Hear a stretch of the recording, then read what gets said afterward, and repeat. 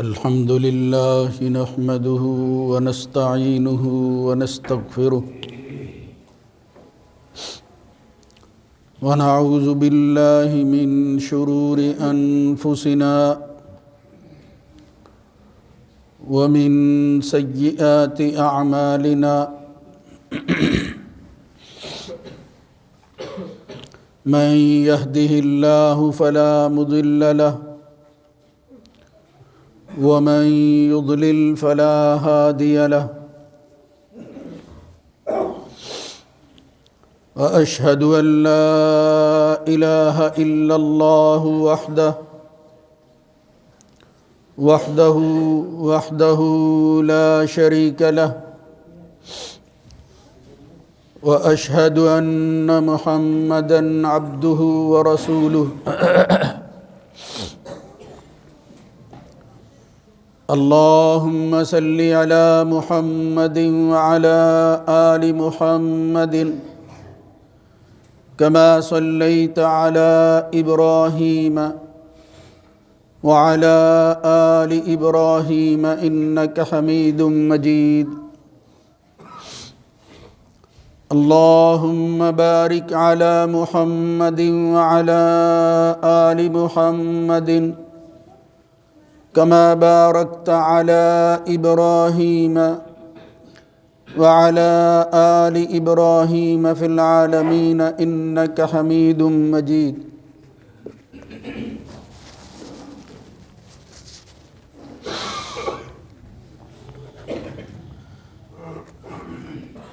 أما بعد فإن خير الحديث كتاب الله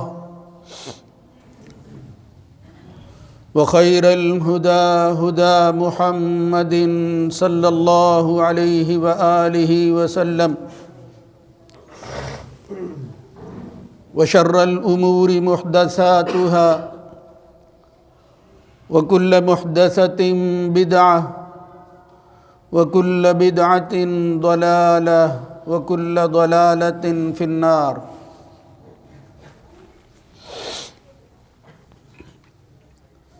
رب أعوذ بك من همزات الشياطين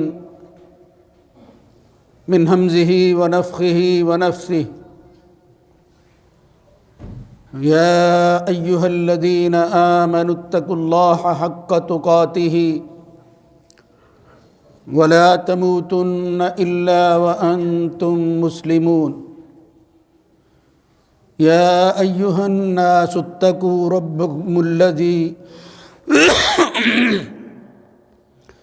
يا أيها الناس اتقوا ربكم الذي خلقكم من نفس واحدة وخلق منها زوجها وبث منهما رجالا كثيرا ونساء واتقوا الله الذي تساءلون به والأرحام إن الله كان عليكم رقيبا يا أيها الذين آمنوا اتقوا الله وقولوا قولا سديدا يصلح لكم أعمالكم ويغفر لكم ذنوبكم ومن يطع الله ورسوله فقد فاز فوزا عظيما رب اشرح لي صدري ويسر لي أمري واحلل عقدة من لساني يفقهوا قولي أحل لكم ليلة الصيام الرفث إلى نسائكم هن لباس لكم وأنتم لباس لهن علم الله أنكم كنتم تختانون أنفسكم فتاب عليكم وعفى عنكم فالآن باشروهن وابتغوا ما كتب الله لكم وكلوا واشربوا حتى يتبين لكم الخيط الأبيض من الخيط الأسود من الفجر ثم أتموا الصيام إلى الليل ولا تباشروهن وأنتم عاكفون في المساجد تلك حدود الله فلا تقربوها كذلك يبين الله آياته للناس لعلهم يتقون۔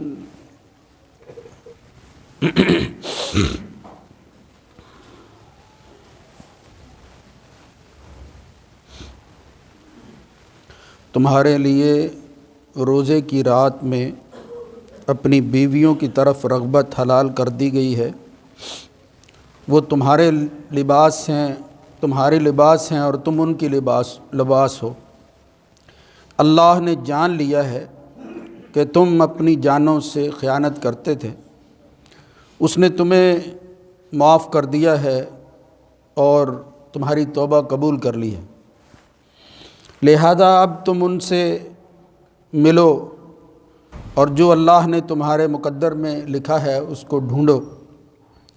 کھاؤ پیو یہاں تک کہ تمہارے لیے سفید دھاگا واضح ہو جائے سیاہ دھاگے سے فجر کے وقت، پھر روزے کو رات تک پورا کرو اور ان سے مباشرت اور میل جول نہ رکھو جب تم مسجدوں میں اعتکاف کر رہے ہو۔ یہ اللہ کی حدود ہیں، ان کے قریب بھی نہ پھٹکنا۔ اسی طرح اللہ لوگوں کے لیے اپنی نشانیاں واضح کرتا ہے کہ وہ تقوی کی منزل کو حاصل کر سکیں۔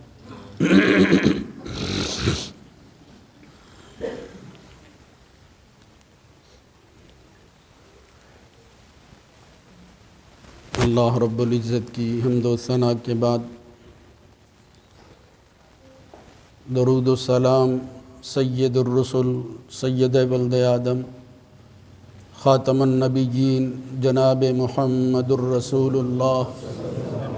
صلی اللہ علیہ وآلہ وسلم کی ذات گرامی پر۔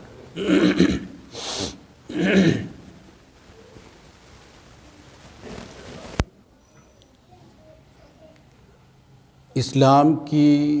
بنیادی عبادتوں میں ایک رکن رکین اور اہم ترین عبادت روزہ ہے۔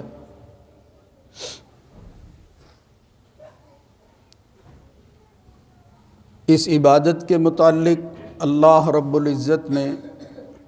اپنی کتاب قرآن مجید فرقان حمید میں حکم دے کر اہل ایمان سے کہا ہے کہ تم اس کی پابندی کرو۔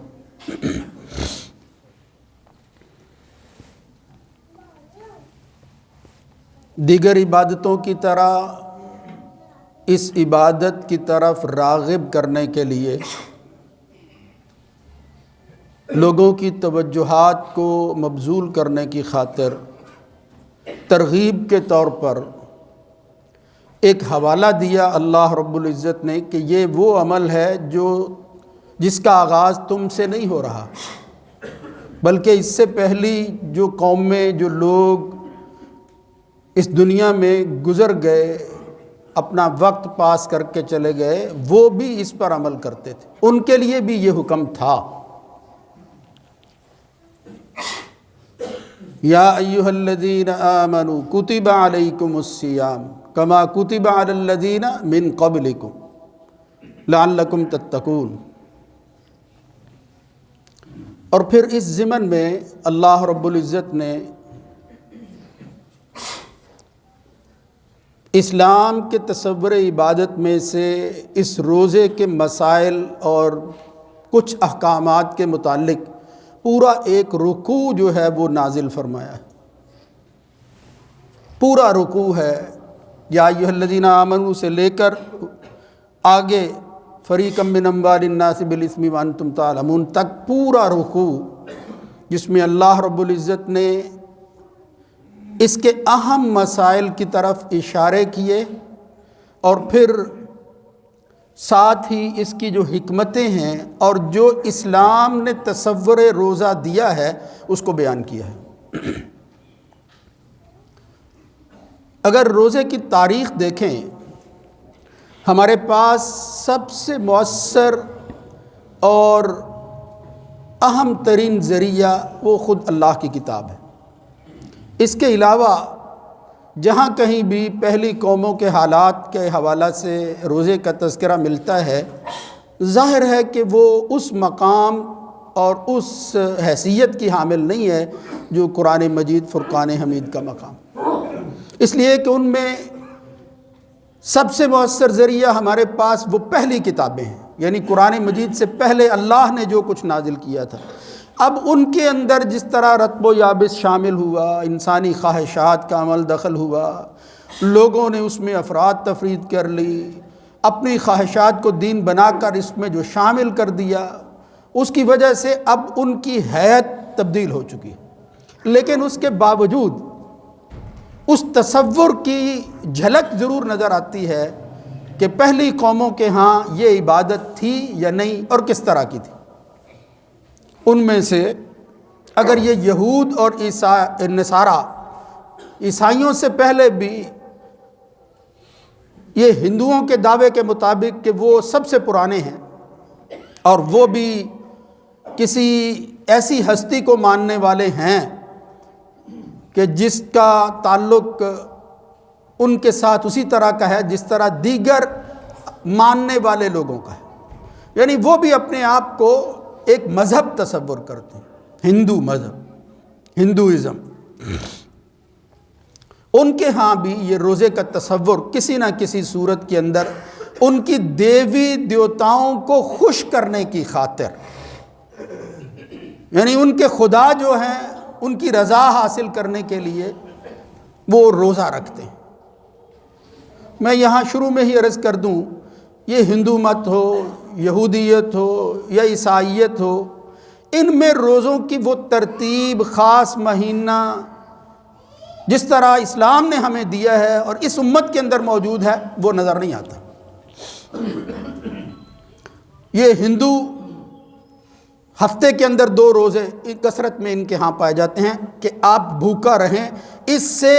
روحانی طاقتیں جو ہیں وہ مزید جو ہے وہ پروان چڑھتی ہیں، اس کی خاطر یہ روزہ جو ہے وہ رکھنے کی تلقین کرتے ہیں، روزہ رکھیں۔ لیکن اصل بات وہ میں نے بتا دی ہے کہ مقصود ان کا اپنے خداؤں کو خوش کرنا تھا۔ یہ ایک ذریعہ ہے کسی ماننے والے لوگوں کے لیے کسی بڑی طاقت کے ساتھ قرب کے حصول کا، یعنی خواہ جس طرح کے بھی لوگ ہوں، لیکن یہ تصور ان کے ہاں ضرور موجود ہے۔ یہودیت میں آپ دیکھیں تو اس کے اندر بھی کوئی خاص مہینہ اس وقت کے مواد کے مطابق وہ ہمیں نظر نہیں آتا، بلکہ ان کے ہاں سب سے مؤثر اگر کوئی اس عبادت کے حوالہ سے چیز ملتی ہے تو وہ ہے کفارے کا روزہ، یوم کبور اسے کہتے ہیں، کفارہ۔ بس وہ روزہ جو ہے اس کو اہتمام کے ساتھ رکھتے ہیں، یا پھر ان کے ہاں خوشی اور غم کے موقع پر یا کسی کی یاد کے طور پر، کوئی مر گیا ہے، کسی کی پیدائش ہو گئی ہے، اس نسبت کے ساتھ روزے کا تصور جو ہے وہ موجود ہے۔ حتیٰ کہ حضرت موسیٰ علیہ السلام کی نسبت کے ساتھ بھی وہ روزہ اسی حوالہ سے رکھتے ہیں کہ ان کی یاد کو تازہ کیا جائے۔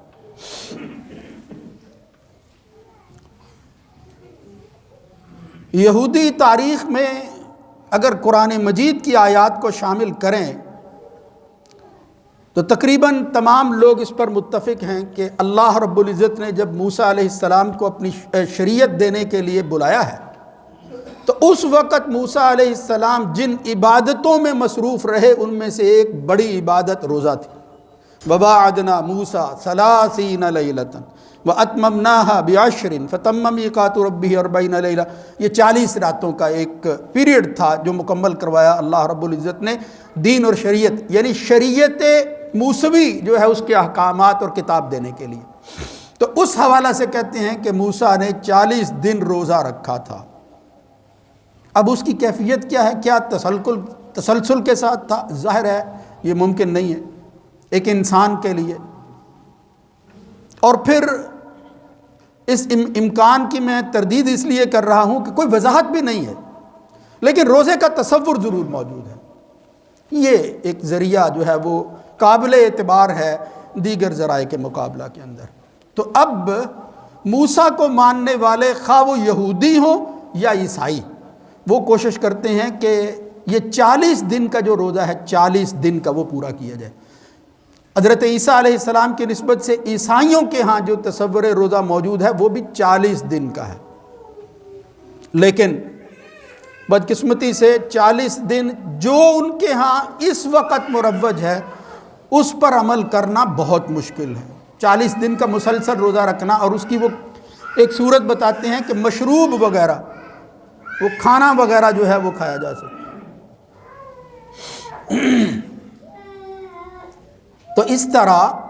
عیسائیوں کے ہاں یہ تصور موجود ہے، اور پھر ظاہر ہے کہ اتنا لمبا روزہ رکھنا وہ ممکن نہیں ہے، تو وہ لوگ جو ہیں وہ بھی پھر اپنے طور پر لوگوں کو ترغیب دیتے ہیں کہ آپ جو ہے وہ مہینے کے اندر فلاں مہینہ جب موسم خزاں کا جو ہے وہ شروع ہو اور اس وقت جو ہے وہ پہلا مہینہ آئے آپ روزے رکھنا شروع کر دیں۔ اسی طرح ان کے ہاں جو ایسٹر منایا جاتا ہے اس سے پہلے جو مہینے ہوتے ہیں اس میں وہ روزہ رکھنے کی کوشش کرتے ہیں۔ اب وہ روزے کی ترتیب پھر میں عرض کر دوں، کوئی اس کی تفصیل جو ہے وہ ان کی کتابوں میں بھی اس وقت موجود نہیں ہے، بس روزہ جو ہے اس کا ذکر ضرور آتا ہے۔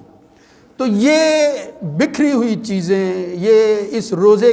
کی عبادت کے حوالہ سے پہلی قوموں کے ہاں جو تاریخ ملتی ہے وہ اسی طرح کی ہے۔ اس کی تکمیل ہوئی، اس کو اس معراج پر پہنچایا محمد الرسول اللہ صلی اللہ علیہ وسلم نے دیگر عبادتوں کی طرح۔ قرآن مجید میں جب احکامات کی تفصیل ہم پڑھتے ہیں تو اس کے اندر ہمیں جو فقہی اصول نظر آتے ہیں وہ 3 طرح کے ہیں۔ ایک یہ ہے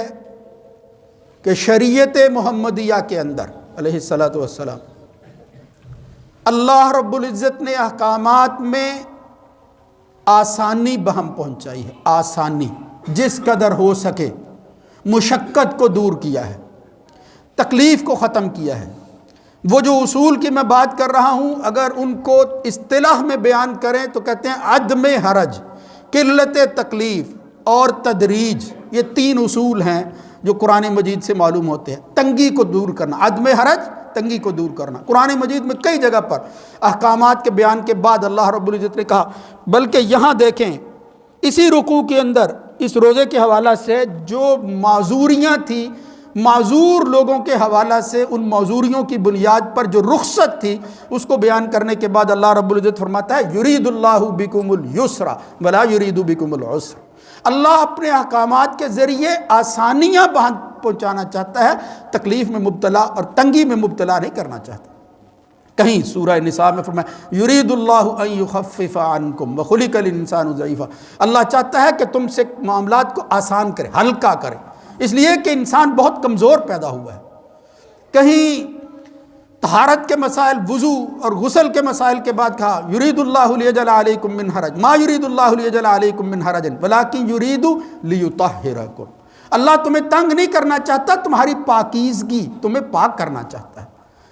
کہیں سورہ حج میں فرمایا وما جعل علیکم فی الدین من حرج، اللہ نے دین میں تنگی نہیں رکھی۔ ساری باتوں کا خلاصہ کیا ہے؟ یہ آیات بتاتی کیا ہیں کہ الدین یسر، نبی کریم صلی اللہ علیہ وسلم نے فرمایا کہ میں جو دین لے کر آیا ہوں، جو احکامات، جو شریعت اب میں نے اپنی امت کے لیے دی ہے، وہ 40 دنوں کے روزے کا تصور تو دیکھیں کس طرح ممکن تھا۔ پھر ہیلے بہانے کر کے مشروبات کا استعمال کرنا، پھر کبھی کبھار جو ہے وہ گوشت کے علاوہ باقی چیزوں کا کھانا، یعنی اس طرح کی چیزیں موجود ہیں۔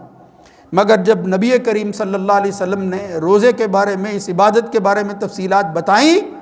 تو پھر کیا کہا؟ یہ جو اس آیت کے اندر آتا ہے، پہلے جو کچھ چیزیں مروج تھی ان کو دیکھ کر حالات جو ہے وہ کچھ اور تھے اور لوگ اس پر عمل کرتے تھے۔ اب اگر تاریخی کو بیان کرے تو وہ بات ذرا لمبی ہو جائے گی۔ وہ یہ ہے کہ جب نبی کریم صلی اللہ علیہ وسلم مکہ سے مدینہ گئے ہیں تو مدینہ ہجرت کے بعد رسول اللہ صلی اللہ علیہ وسلم نے دیکھا کہ فوجد الیہود صیاما یوم عاشوراء قدیم المدینہ، نبی کریم صلی اللہ علیہ وسلم مدینہ آئے، یہود کو دیکھا کہ وہ عاشوراء کا روزہ رکھتے ہیں۔ تو یہ تاریخ پھر آگے بڑھی ہے۔ پوچھا یہ کیوں رکھتے ہو؟ تو انہوں نے کہا ما ھذا الیوم الذی تصومونہ، تو انہوں نے کہا کہ یہ وہ دن ہے کہ جس میں اللہ رب العزت نے انجى اللہ موسیٰ وقومہ وغرق فرعون وقومہ، اس میں اللہ نے موسیٰ اور اس کی قوم کو نجات دی، فرعون اور اس کی قوم کو غرق کیا تھا۔ تو موسیٰ علیہ السلام جو ہیں وہ پھر کیا کرتے تھے؟ سامہ موسیٰ شکراً للہ، اللہ کا شکر ادا کرنے کے لیے موسیٰ علیہ السلام نے روزہ رکھا تھا۔ تو وہ کہتے ہیں نحن نصومہ، ہم بھی رکھتے ہیں۔ محمد الرسول اللہ صلی اللہ علیہ وسلم نے فرمایا نحن احق و اولا بموسیٰ منکم، ہم تمہاری نسبت موسیٰ سے کے زیادہ حقدار ہیں۔ وہ اللہ کا پیغمبر تھا، میں بھی اللہ کا پیغمبر ہوں، یہ ایک اچھی روایت ہے، لہذا ہم بھی اس دن روزہ رکھیں گے۔ رسول اللہ صلی اللہ علیہ وسلم کے بارے میں آتا ہے کہ آپ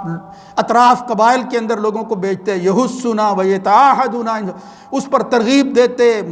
وہ جو ہے وہ سختی کرتے اس حوالہ سے، حتیٰ کہ وہ ایک روایت میں آتا ہے نسوم صبیاننا، ہم تو اپنے چھوٹے چھوٹے بچوں کو بھی روزہ رکھواتے۔ مطلب یہ روزہ جب پورے مہینے کا نہیں تھا، ابھی ابتدائی دن تھے، ایک روزہ تھا، تو یادگار کے طور پر ایک اچھی رسم سمجھ لیں، خواہ وہ اچھے تصور کے ساتھ ہی تھی، ان کے ہاں موجود تھی، تو اس عبادت کو جاری کیا محمد الرسول اللہ صلی اللہ علیہ وسلم نے جب تک کہ یہ رمضان کا مہینہ نہیں آیا۔ جب یہ رمضان کا مہینہ آیا تو رسول اللہ صلی اللہ علیہ وسلم نے پھر وہ سختی ختم کر دی، لم یأمرنا ولم ینہنا عنہ، یعنی اس کی فضیلت اپنی جگہ، وہ آپ سنتے رہتے ہیں، لیکن نہ آپ نے ہمیں حکم دیا، نہ منع کیا، اور نہ ہی جو ہے ولم یتعاہدنا عندہ، وہ زور دیا اس پر جو پہلے تھا۔ یہ یعنی ایک تاریخ کی میں بات کر رہا ہوں کہ مسلمانوں کے ہاں کس طرح آیا ہے۔ پھر یہ آسانی اللہ رب العزت نے پھر اس ایک روزے کے بعد پورا مہینہ عطا کر دیا نعمت کے طور پر، سختی کوئی نہیں ہے۔ اب وہ آسانی کیسے ہے؟ آپ دیکھیں شروع کے اندر یہ جو میں نے آیت پڑھی ہے، اس سے معلوم ہوتا ہے کہ مسلمانوں کے ہاں بھی روزے کی صورت یہ تھی کہ وہ 8 پہر کا، جسے ہم 8 پہرہ روزہ جسے ہم کہتے ہیں، وہ رکھتے تھے، یعنی افطاری سے افطاری تک۔ اس کے بعد اگر وہ سو گئے تو اس کے بعد وہ کچھ نہیں کھا پی سکتے تھے، حتیٰ کہ وہ معاملات جو گھریلو اپنی بیوی کے ساتھ انسان کے ہوتے ہیں ان کی بھی اجازت نہیں تھی۔ وہی وہ چیزیں جو پابندی کے طور پر بعد میں دن کے وقت جو ہے منع کی گئی، رات کو بھی منع تھی۔ یہ ایک واقعہ آتا ہے، صحیح بخاری کے اندر روایت ہے، قیس بن سرمہ الانصاری رضی اللہ تعالیٰ عنہ ایک صحابی تھے، مزدور آدمی تھے، سارا دن کام محنت مشقت کرتے رہے، رات کے وقت آئے، گھر میں آ کر پوچھا کہ کھانے کو کچھ ہے؟ تو خاتون کہتی ہے کہ گھر میں موجود کھانے کے لیے کچھ نہیں ہے۔ ذرا تصور کریں کہ کیسے حالات تھے مسلمانوں کے، لیکن وہ اللہ کی عبادت کے اندر مشغول ضرور رہتے تھے۔ تو انہوں نے کہا نہیں ہے، پھر انہوں نے کہا میں کچھ لاتی ہوں آپ کے لیے۔ جب وہ کھانا تلاش کرنے گئی، واپس آ کر دیکھا کہ قیس بن سرمہ انصاری وہ سو گئے ہیں۔ تو فرمایا خیبۃ لک، ہائے افسوس اللہ کے بندے، یہ کیا ہوا؟ اگلا دن ہوا، اسی روزے کے ساتھ پہلے بھی 8 پہر گزارے ہوئے تھے، اگلا دن ہوا تو فغشی علیہ، وہ شدت بھوک اور پیاس کی وجہ سے قیس بن سرمہ انصاری بے ہوش ہو گئے۔ نبی کریم صلی اللہ علیہ وسلم کو جب پتہ چلا، اللہ کے رسول نے پھر جب ہاتھ اٹھائے ہیں، وہ رحمت کے ہاتھ جب اٹھتے ہیں تو اس امت کے لیے آسانیاں جو ہیں وہ اللہ رب العزت سے مانگی جاتی ہیں، اور اللہ کے رسول نے دی ہیں اس کے ذریعے۔ اب آپ دیکھیں کہیں 8 پہر کا روزہ اور کہیں یہ حالت کہ صبح سے لے کر پھر اللہ رب العزت نے وہ ساری چیزیں منسوخ کر دی۔ فرمایا میری امت کے اندر یہ اس پر عمل کرنا وہ مشکل ہے، میں تو جو دین اپنے نبی کو دے کر بھیج رہا ہوں اس میں آسانیاں ہی آسانیاں ہیں، اور وہ آسانیاں اتنی ہیں کہ اگر انسان ان کو اختیار کرتا ہے تو پھر غذائی حوالہ سے اس کے جسم کے اندر توانائی آتی ہے، کمزوری نہیں آتی۔ اس وقت بھی ریسرچ ہوئی ہے اس بات پر کہ روزے کے فوائد کیا ہیں۔ یہ آیورویدر جو ہندوستان کے اندر طب کی ایک قسم ہے، وہ بڑا زور دیتے ہیں اس پر۔ اب تو سائنسدان جو ہے وہ بھی بڑی ترغیب دیتے ہیں کہ بھوک جو ہے وہ انسان کو ضرور اختیار کرنی چاہیے زندگی کے اندر، فلاں فلاں فائدہ ہوتا ہے، لیکن ہم ان کی نہیں، وہ حکمتیں ساری موجود ہیں جو انسان کے لیے ضروری تھی اس عبادت کے اندر، ہمیں اس پر عمل کرنا ہے اللہ کا حکم سمجھ کر، محمد الرسول اللہ صلی اللہ علیہ وسلم کی شریعت جو ہے وہ سمجھ کر۔ تو بہرحال تاریخ جو ہے وہ یہی ہے۔ اس کے بعد جو ہے وہ اللہ رب العزت نے فرمایا وَكُلُوا وَاشْرَبُوا حَتَّى يَتَبَيَّنَ لَكُمُ الْخَيْطُ الْأَبْيَضُ مِنَ الْخَيْطِ الْأَسْوَدِ مِنَ الْفَجْرِ، یعنی صبح کے بارے میں کہا۔ اب اس کے متعلق بھی وہ واقعہ آتا ہے کہ عرب ہونے کے باوجود وہ سفید دھاگے اور سیاہ دھاگے کو سمجھ نہ سکے، تو مطلب یہ تھا کہ صبح کا وقت، یعنی صبح جب شروع ہو جائے اس سے لے کر پھر سارا دن جو ہے وہ آپ نے روزہ رکھنا ہے، اور پھر رات کو جو ہے یعنی شام کے وقت وہ افطار کرنا ہے، یعنی صرف ایک دن کا روزہ، دن کے وقت روزہ ہے، باقی رات کے وقت۔ یہ اسلام کے اندر سہولت اور آسانی جو ہے وہ ملی ہے۔ محمد الرسول اللہ صلی اللہ علیہ وسلم کی اس سہولت اور آسانیوں کے متعلق بے شمار روایتیں آتی ہیں۔ حضرت عائشہ رضی اللہ تعالیٰ عنہ کہتی ہیں ما خیر رسول اللہ صلی اللہ علیہ وسلم بین امرین الا اخذ ایسرہما ما لم یکن اثما۔ فرماتی ہیں کہ جب بھی اللہ نے اپنے نبی کو دو چیزیں دی کہ بھئی ان میں سے کوئی اختیار کر لو، تو اللہ کے رسول اپنی امت کا خیال رکھتے ہوئے جو آسان کام ہوتا اس کو اختیار کرتے تھے۔ اخذ ایسرہما ما لم یکن اثما، ہاں وہ گناہ نہ ہو، فَإِنْ كَانَ اِثْمًا كَانَ أَبْعَدَ النَّاسِ مِنْهُ، لیکن اگر کوئی گناہ کا کام ہو تو پھر تو اختیار کی بات ہی کہیں نہیں ہے، چھوڑ دیتے تھے نبی کریم صلی اللہ علیہ وسلم، بہت دور جو ہے وہ اس سے رہتے تھے۔ اور پھر ساتھ ہی اس روایت میں آتا ہے من تکم رسول اللہ صلی اللہ علیہ وسلم لنفسہ شیئا قط، اللہ کے رسول نے کبھی اپنی ذات کے لیے کسی سے بدلہ انتقام نہیں لیا، صرف ذاتی حوالہ سے، الا ان ينتہک حرمت اللہ، ہاں اگر اللہ کی حرمت پامال ہو رہی ہو پھر بدلہ لیتے تھے نبی کریم صلی اللہ علیہ وسلم۔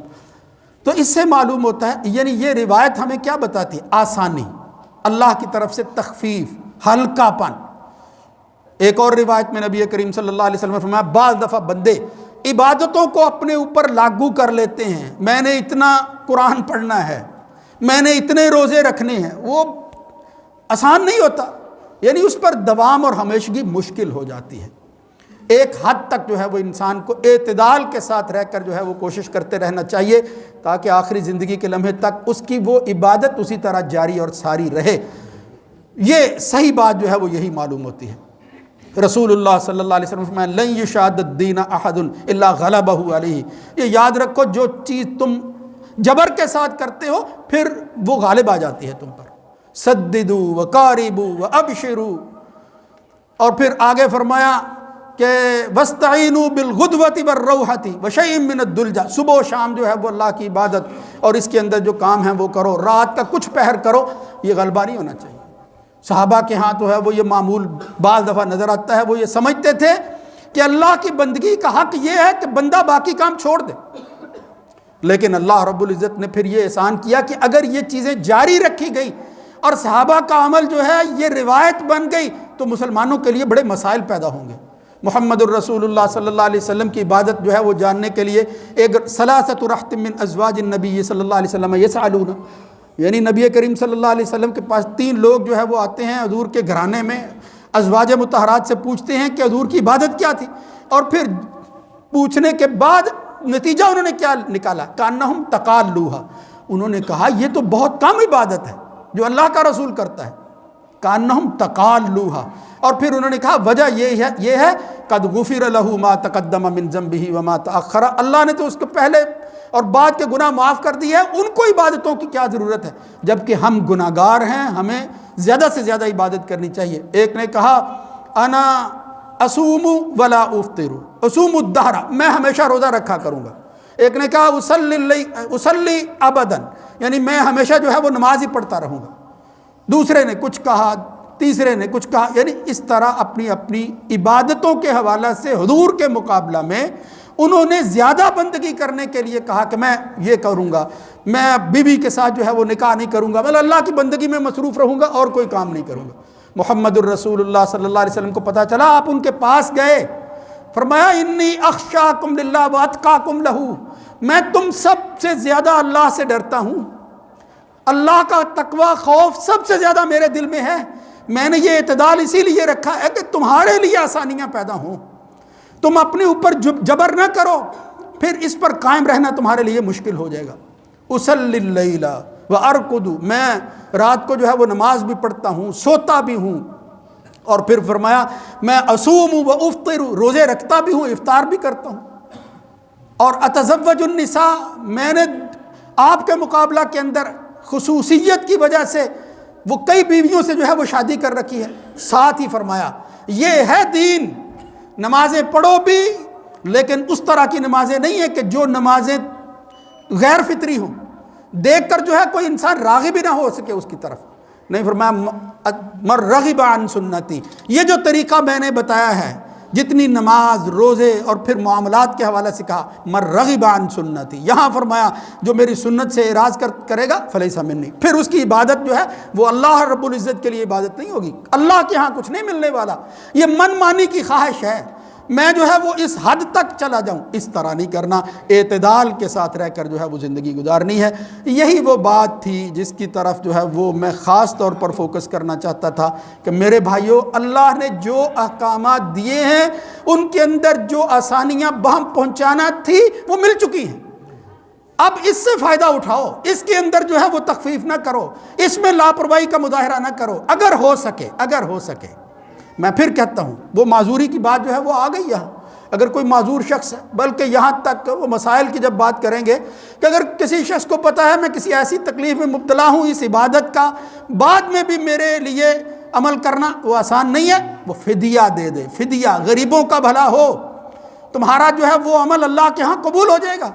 اس لیے اللہ رب العزت نے جو آسانیاں دی ہیں، جو سہولتیں بہم پہنچائی ہیں، اور وہ جو اعتدال رکھا ہے، جو خاصہ ہے ہمارے اس دین اور شریعت کا، اس کو کبھی ہاتھ سے جو ہے وہ جانے نہیں دینا چاہیے۔ اللہ رب العزت اس تاریخ کے بعد اس اسلام کی جامعیت اور شریعت کے وہ احکامات جو محمد الرسول اللہ صلی اللہ علیہ وسلم نے ہمارے لیے دیے ہیں، قابل فخر ہیں ہمارے لیے، ہم اس پر ناز کرتے ہیں اور اللہ رب العزت کا شکر ادا کرتے ہیں، ان یہودیوں کی طرح جو ایک خاص دن کے اندر شکر ادا کرتے تھے کہ پورا رمضان پہلے سے دن سے لے کر انشاءاللہ آخری دن تک ہم اللہ کی عبادت میں مصروف رہیں گے، اور پھر جو اس کے تقاضے ہیں ان کو پورا کریں گے۔ اور ان کے تقاضوں کے حوالے سے فرمایا عبادتیں میرے لیے ہیں، عبادت بنتی ہی وہ ہے جو اللہ کے لیے کی جائے۔ کل اعمال ابن آدم یضاعف الحسنۃ بعشر امثالها الى 700 ضعف،